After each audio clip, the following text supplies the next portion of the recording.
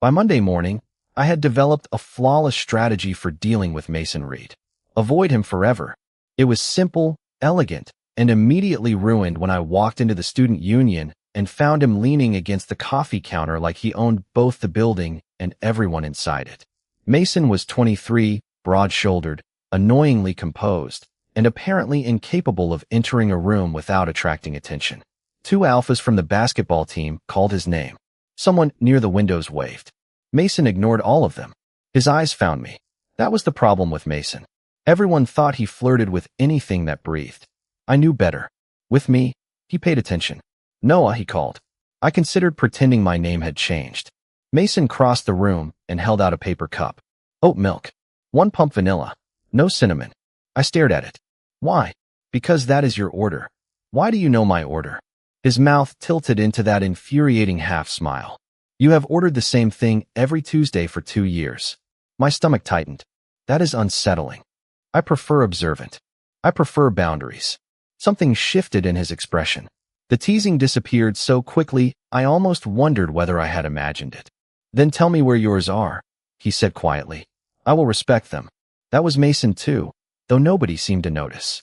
He joked until the exact second something became serious. Then he listened. I hated how much that mattered. 3 weeks earlier, before the clinic, before Professor Cole, before a folded test result started feeling like a brick inside my jacket, Mason had been merely inconvenient. He sat behind me in economics and whispered terrible commentary during lectures. He stole exactly 1 French fry from my lunch whenever he saw me. He called me Bennett when he wanted to annoy me and Noah when he was worried. And lately, he had been worried more often. You look pale, he said. Thank you. You always know what to say. I mean it. Mason lowered his voice. Have you been taking your suppressants? My shoulders stiffened. That is none of your business. You are right. He stepped back immediately. Sorry. Somehow the apology was worse than the question. I took the coffee just to give my hands something to do. I am fine. Mason studied me for another second, clearly unconvinced. That memory should have warned me what would happen at the alumni fundraiser that Friday. The event was held in an old campus hall packed with donors, students, and enough expensive cologne to qualify as atmospheric pollution. Halfway through the evening, dizziness hit me hard. My suppressant had failed before, but never like this. I slipped into an empty conference room and sat down, concentrating on breathing. Then the door opened. Mason stepped inside. Noah, go away. Not happening. Mason, I am staying 6 feet away unless you ask otherwise. He did exactly that. No swagger. No jokes. He opened a window, brought me cold water, called the clinic, and sat on the floor near the door so nobody could wander inside. You do not have to babysit me, I muttered. Good, because I am terrible with children. I laughed despite myself. Mason smiled, but his eyes remained worried. There you are. What? You. 2 hours later, after the clinic confirmed I was stable, Mason drove me back to my apartment. He never touched me without asking. He never made the night into something it was not. But outside my building, neither of us moved to leave the car. People are going to talk, I said. Mason glanced at me. About us. They already do. Does that bother you? Does anything bother you?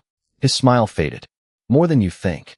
For one dangerous second, the campus legend vanished, and I saw a lonely 23-year-old man beneath it. Then Mason looked away. Get some sleep, Noah. I opened the door, but his voice stopped me. And if this happens again, call me before you try handling it alone. I should have asked why he cared. Instead, frightened by how badly I wanted the answer, I walked away. 3 weeks later, standing in the student union with his coffee warming my hands and Professor Cole's warning echoing in my head, I realized something terrifying. Mason had been taking care of me long before either of us knew there was a reason to. By Wednesday, I had made 2 decisions. First, I was not telling Mason about the pregnancy until I understood what connected him to Professor Cole. Second, I was going to become much better at lying. Unfortunately, Mason was making the second decision impossible. He noticed everything. When I skipped coffee, his eyes narrowed. When I pushed away my turkey sandwich because the smell suddenly seemed offensive on a spiritual level, he silently traded me his plain bagel. When I nearly fell asleep over my laptop in the library, a dark wool coat appeared around my shoulders before I could protest. You are hovering, I murmured. Mason pulled out the chair across from me. I am sitting. aggressively. That sounds like a talent. I tried not to smile. Failed. His expression softened, and for one stupid second, we simply looked at each other. The library noise faded into keyboards, distant footsteps, and the dangerous awareness that Mason Reed was watching me as though I was the only person in the room worth noticing. Then Tyler Grant dropped into the chair beside me. Tyler was an alpha from my political science seminar, friendly, handsome, and blessed with absolutely terrible timing. "Noah, are we still studying Friday?" he asked. Before I could answer, Mason looked at him. Not threateningly. Somehow that would have been easier. He just became very still. "We are," I said. Tyler grinned. "Great. I will text you." He left. I looked at Mason. Mason looked at his laptop. "Do not." I did not say anything. "Your face did." "My face is innocent." "Your face just filed a complaint with the federal government." His mouth twitched. "Is Friday a date? Are you jealous?" That finally made him look at me. Would it matter if I was? My heartbeat performed an embarrassing little stumble. I opened my mouth, but 3 students passed our table whispering Mason's name. One glanced directly at me. Another raised a phone. Mason noticed. His entire posture changed. "Come with me." That sounds suspiciously like kidnapping. Then walk voluntarily and ruin the atmosphere. Outside the library, he explained that rumors had started after someone saw us leaving the clinic weeks earlier. Apparently campus gossip had decided I was his secret. Omega. Wonderful, I said. I always wanted my private life turned into recreational journalism. Mason rubbed his jaw. "I can stop it." "How?" He hesitated. That alone terrified me. We give them a boring explanation, such as, "We are seeing each other casually." I stared. Your solution to people thinking we are together is telling them we are together? Temporarily. Publicly. Nothing changes privately. It was ridiculous. It was also useful. If everyone believed we were casually dating, my increasing proximity to Mason would attract fewer questions while I investigated Cole. 2 weeks, I said. No surprise touching. No speaking for me. No ridiculous nicknames. What about sweetheart? Especially sweetheart. Tragic. We shook hands. His fingers were warm, and something silver flashed beneath his cuff. A ring. Heavy, old-fashioned, engraved with a crest I recognized from Professor Cole's office. I had seen the same symbol stamped into the leather case on his desk. Mason caught me staring and immediately pulled his sleeve down. "Family thing," he said. Too quickly. Before I could ask, a black SUV rolled to the curb. The driver stepped out wearing a dark suit and opened the rear door. I blinked. "Please tell me that is not for you." Mason sighed. "It is complicated." His phone buzzed. The screen lit up between us. Adrian Cole. The message preview contained only 6 words. "We need to tell Noah everything." Mason snatched up the phone, but it was too late. I had already read it. He looked at me. I looked at him. Then Mason said the 5 words guaranteed to make everything worse. "Noah, I can explain this." I should have demanded an explanation right there on the sidewalk, but Mason looked at Adrian Cole's message, then at the students drifting past us, and quietly said, "Not here."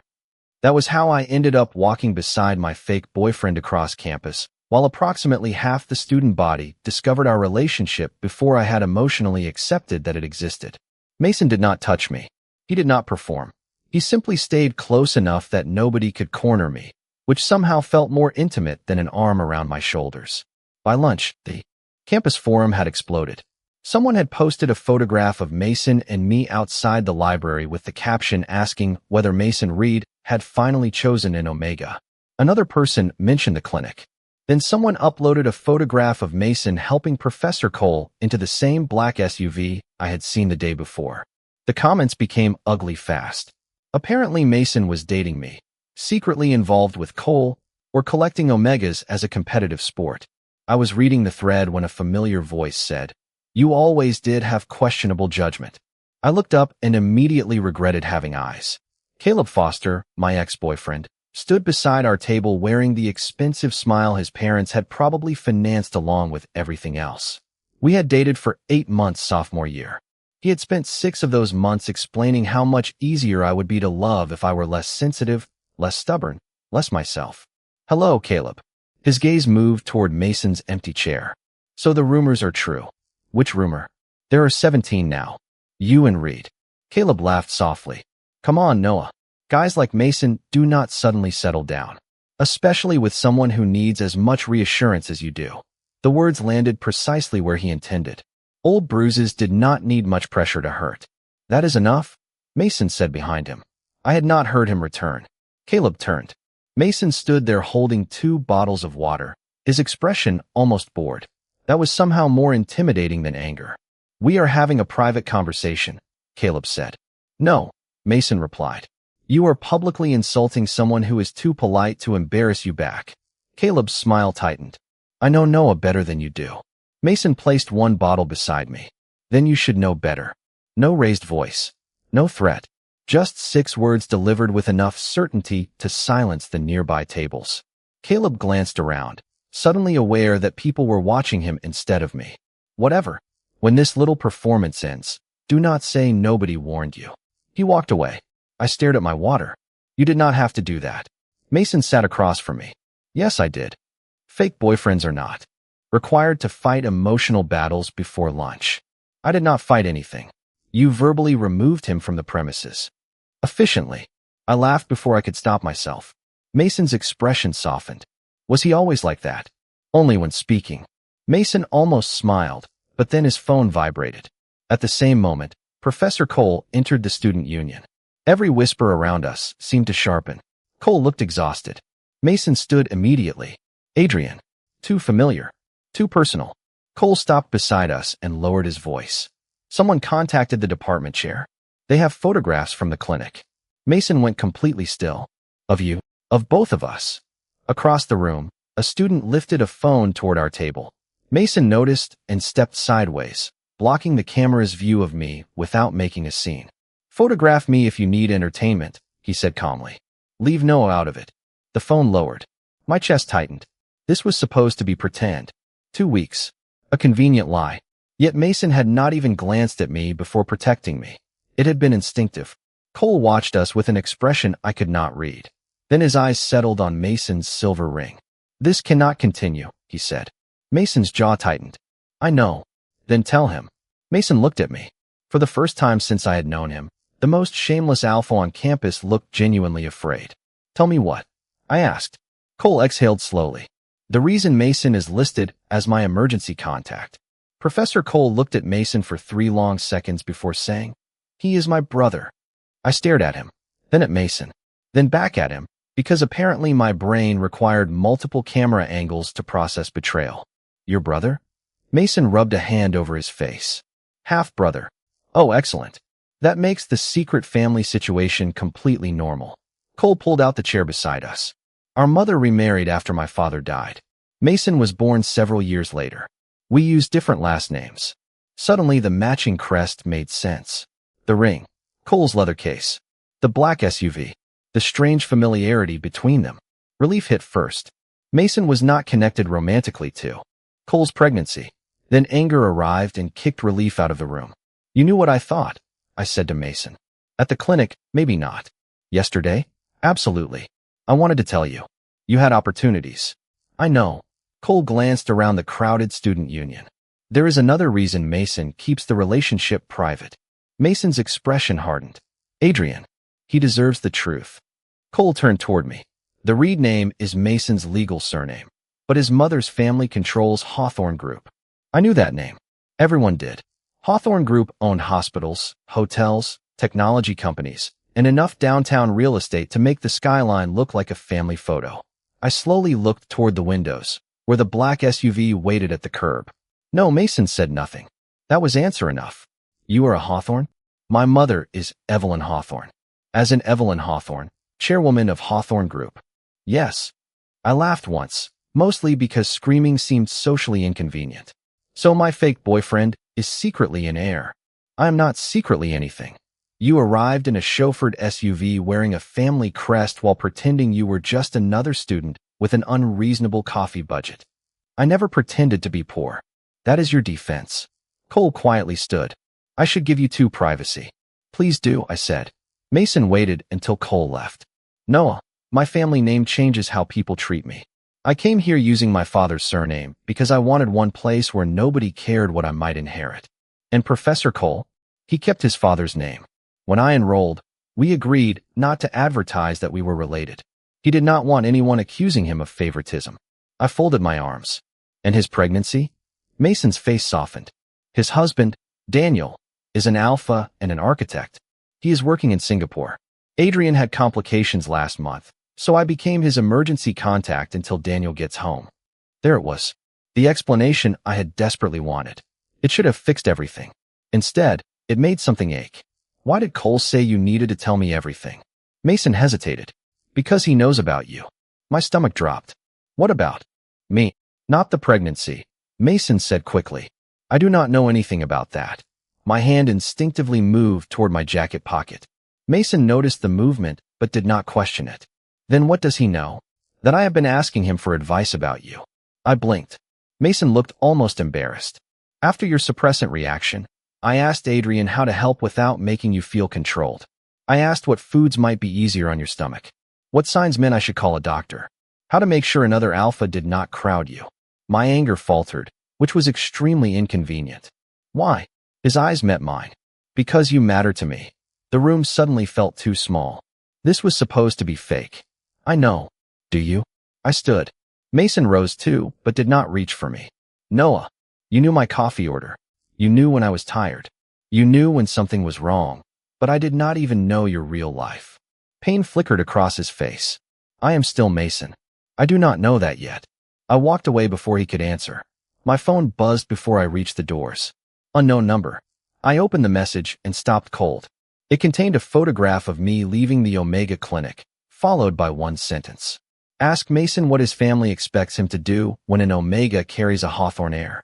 The anonymous message stayed on my screen until the letters blurred. A Hawthorne heir. Not my baby. Not Mason's baby. An heir, as if the tiny life I had barely begun to understand already belonged to a family I had never met. I deleted the message, blocked the number, and made it exactly 30 feet before the sky opened. Rain hammered the campus sidewalks, cold and sudden, sending students running beneath awnings. Naturally, I had forgotten my umbrella. Apparently pregnancy had not improved my planning skills. Noah. I kept walking. Mason caught up without touching me and opened an umbrella over my head. Half of his shoulder remained in the rain.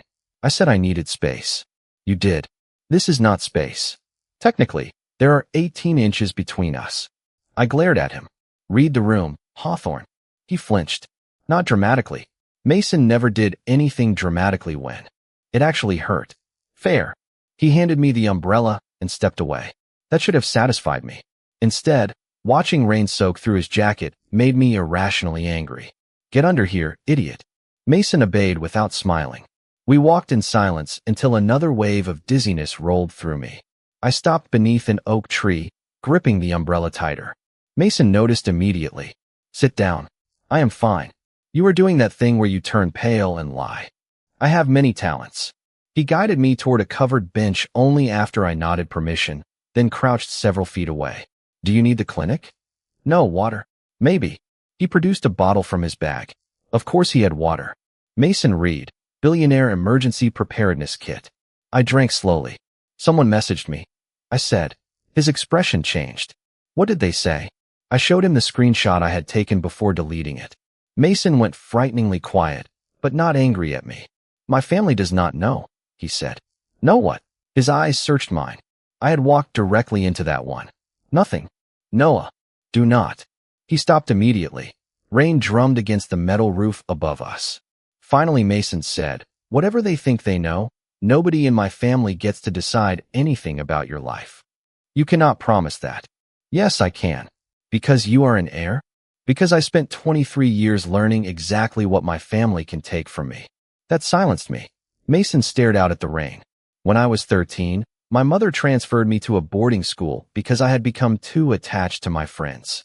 She said attachment made people predictable. At 16, she chose the college program I was supposed to enter.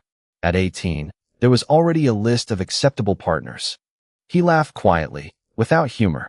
I came here because Adrian helped me disappear into my father's name. For the first time, people disliked me for my actual personality. Despite everything, I snorted. Mason glanced at me. It was refreshing. Your personality is extremely dislikable. Thank you. The smile vanished almost immediately. The shameless thing became useful. If everyone thinks nothing matters to you, nobody looks for the things that do. I remembered what he had said in the car. More than you think. What matters to you? I asked. Mason looked at me, and suddenly I regretted having a functioning voice. Adrian. Daniel. A few friends. He paused. You. My throat tightened. Mason. I know this started as an arrangement. I know you are angry. You should be. But protecting you was never part of the deal, Noah. Neither was memorizing your coffee order or sitting outside the clinic because I was afraid you would need someone and refuse to call. His voice dropped. I did those things because I care about you, and that scares me more than I know how to explain. I looked away before my face betrayed me. You are making it difficult to stay mad. I can say something arrogant if that helps. Please do not. He smiled faintly. We sat listening to the rain until my breathing steadied.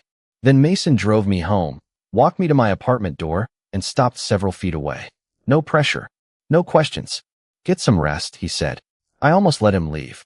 Then dizziness returned, sharper this time. My hand missed the doorknob. Mason caught my elbow only after I reached for him. Noah. My jacket shifted. The folded clinic paper slipped from my pocket and landed between us. Mason bent to pick it up.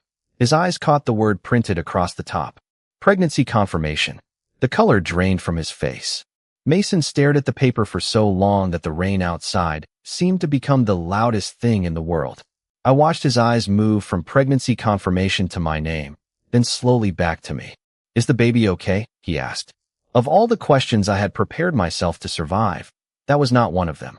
The doctor says everything looks normal. Mason exhaled like he had been holding his breath for a week. And you? Terrified. His face softened. Okay. Okay. No. Nothing about this is just okay.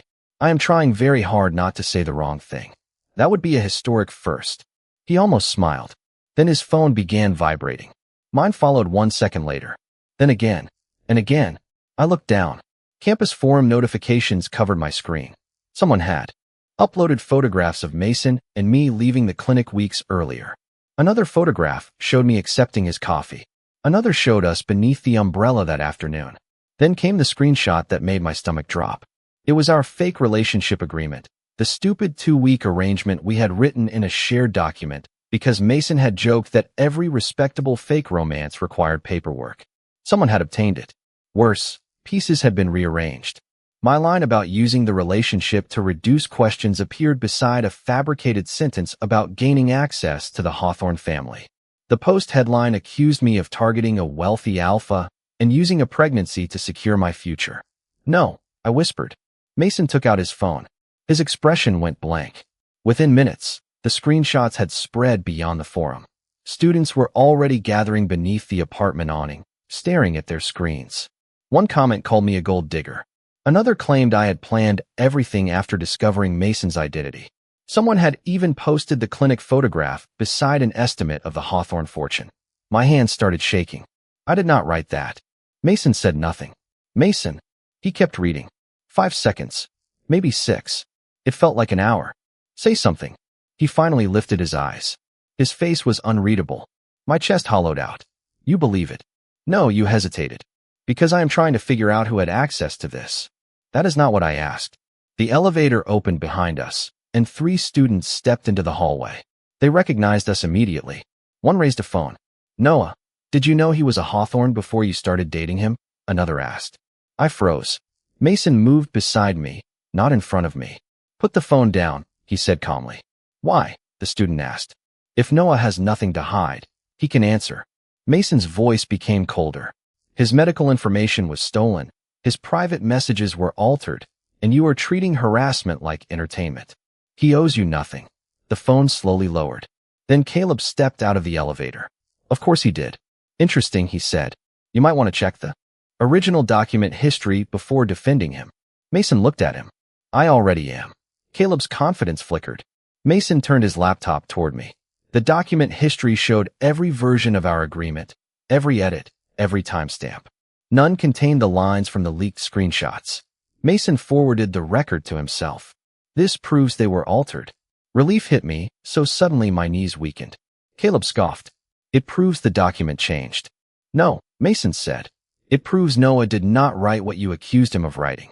People had gathered at the far end of the hallway now. Mason looked at them, then at me. And since everyone seems desperate for a statement, here is mine. Noah did not know who my mother was when this started. He never asked me for money, access, favors, or anything else. I was the one who proposed the arrangement. His gaze settled on Caleb. If someone here was dishonest, it was me. I hid my name from him. Silence. Mason turned back to me, and all that cold certainty disappeared from his eyes. There is one thing I need to know, Noah. My heart stopped. His voice became almost painfully gentle. Is the baby mine? I swallowed. There was nowhere left to hide. Yes. Mason closed his eyes for 1 second. When he opened them, he looked terrified, relieved, and happier than I had ever seen him. Then another voice came from the elevator. Mason. Professor Cole stood there, pale and breathless. The university has opened an investigation. Someone leaked my medical records too. By noon the next day, the university auditorium was packed so tightly that people were standing along the back wall. I had imagined many ways my senior year might end. Publicly discussing my pregnancy while hundreds of strangers refreshed a campus gossip forum had not made the list. Professor Cole sat near the department chair, looking exhausted but composed. Caleb occupied a seat 3 rows behind me with the expression of someone attending a show he had helped advertise. Mason was nowhere in sight. That bothered me more than I wanted to admit. The dean cleared his throat. Mr. Bennett, questions have been raised regarding whether your relationship with Mr. Reed was created for financial advantage. Whispers moved through the room. My face burned. It was not. But there was an agreement? Yes, a temporary one. It had nothing to do with money. A screen behind the panel displayed the leaked document. There it was again, the fabricated line about gaining access to the Hawthorne family, enormous enough for everyone to judge. Then the auditorium doors opened. Mason walked in wearing a charcoal suit instead of his usual campus clothes, his silver family ring visible for the first time. He was not alone. A woman carrying a laptop followed him, along with the university's privacy officer. Mason crossed the room without looking at the crowd and stopped beside me. Sorry I am late. I stared at him. You chose an interesting day to discover punctuality. His mouth almost smiled. Then he faced the panel. I have the original document history, verified by the platform provider, along with access logs showing when the altered screenshots were created. Caleb stopped smiling. Mason connected the laptop to the auditorium screen. The fake sentence disappeared. In its place appeared the real agreement, painfully ordinary and embarrassingly short. 2 weeks. No surprise physical contact. No speaking for Noah. No ridiculous nicknames. A few people actually laughed. The leaked version was fabricated, Mason said. The metadata confirms it. The privacy officer stood. We also identified unauthorized access to 2 confidential clinic records through credentials associated with a student employee account. Another record appeared on screen. Caleb's face went white. That proves nothing, he said from the audience. Mason finally looked at him. You are right, which is why I did not accuse you. He clicked once more. A series of messages appeared, provided voluntarily by the student employee, showing Caleb requesting photographs and offering to help turn the information into what he called proof. The auditorium went completely silent. Caleb stood. This is ridiculous. Then the investigation will determine that, Mason replied calmly. No insult. No threat. Somehow that made the moment sharper. The dean ordered the screen turned off and asked everyone to remain seated. Mason looked toward Professor Cole. There is another rumor I can end without exposing anyone's medical details. Professor Cole is my half-brother. That is why I am his emergency contact. His pregnancy has nothing to do with me beyond the fact that I am his family. A wave of shocked whispers rolled across the room. Mason waited until it faded. As for Noah, yes, our public relationship began as an arrangement. My heart tightened, even though I knew the truth. Mason turned toward me. Suddenly the auditorium seemed to disappear. But I was the one who suggested it. Noah did not know about my inheritance. He never asked me for anything. And somewhere between memorizing his coffee order, worrying when he skipped lunch, and realizing I would rather have him angry with me than unsafe without me, I stopped pretending. Nobody moved. Mason's voice softened. The agreement was fake. My feelings are not. My throat closed. He did not reach for me. He simply held out his hand, leaving the choice exactly where it belonged. I looked at that hand, then at hundreds of faces waiting for me to become embarrassed. Instead, I placed my hand in his. Cameras lifted across the auditorium. Mason ignored every one of them. Someone near the back called. So the Hawthorne heir finally got trapped? Mason looked at me, and the smile that appeared was quiet, almost relieved. No, he said. I finally found someone worth choosing publicly. For once, being watched did not make me want to disappear. Then Professor Cole rose beside the panel, one hand resting protectively over his abdomen. There is still one problem, he said. His eyes moved to Mason. Your mother arrived on campus 10 minutes ago. Professor Cole's warning should have terrified me. Instead, after everything that had happened, I was mostly offended that the universe still had material. Evelyn Hawthorne entered the auditorium wearing a cream-colored coat and the expression of a woman accustomed to rooms becoming quiet for her. They did. Mason's hand tightened around mine, then loosened immediately, giving me the choice to stay. I stayed. Evelyn stopped in front of us. Her gaze moved from Mason to me, then to our joined hands. So, she said, this is Noah Bennett. Yes, Mason replied. And before you ask, he is not signing anything. I blinked. Evelyn raised one eyebrow. I came to see my sons, Mason, not negotiate a merger. Professor Cole appeared beside us. That would be more convincing if your attorney were not waiting downstairs. Evelyn gave him a tired look. Adrian. Mother. Apparently complicated family dinners were universal, even when the family owned half a skyline. Evelyn turned back to Mason. The board has already seen the news. They will have questions. They can ask me. About Noah? No. About me. Mason's voice remained calm. Noah is not an asset, a liability, or a future Hawthorne anything unless he chooses to be. His life is his. So is our child's. Evelyn's composure cracked for half a second. Child. Mason looked at me before saying another word. I nodded. Noah is pregnant, he said. And that information stays in this room until Noah decides otherwise. Evelyn stared at him, then at me. I expected calculation. Instead, something quieter crossed her face. Are you well? She asked. The question surprised me enough that I answered honestly. Overwhelmed. That seems reasonable.